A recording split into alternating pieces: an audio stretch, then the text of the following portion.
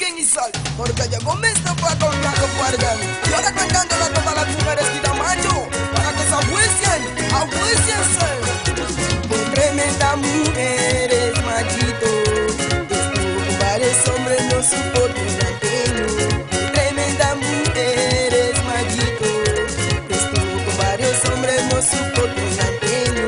Qué tremenda mujer, aquí está el problema, que el otro ya la vi peleando en la verbena. Y ese la quita macho, y ese la quita macho, y da macho, y da macho.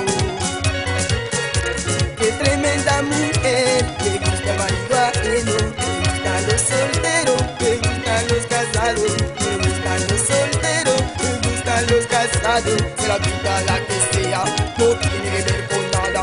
A todas las mujeres la tiene asustada, a todas las mujeres la tiene asustada. Los hombres estamos escasos, no tienen cabellita, ahí viene la quita macho, ay no puede llevar.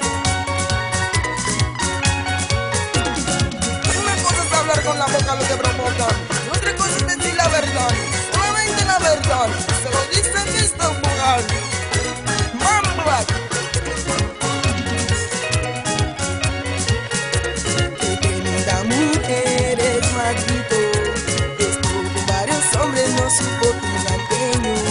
Qué tremenda mujer es Maquito, estuvo con varios hombres, no supo pilanteño.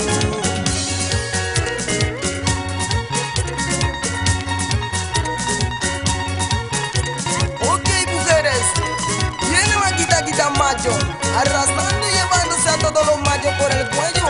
Ajuíciense, se lo dice Mr. World, dejan de animarse. La quita macho, la quita macho.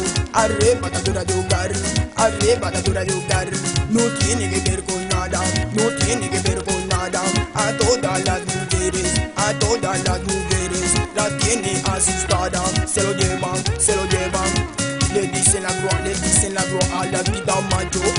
Le dicen la grúa a la vida macho. Mudes man, un rompe teclas, Luchito el bárbaro de la guitarra. Pónganse pila que viene la quita macho. Mírale en la frente, que ya tiene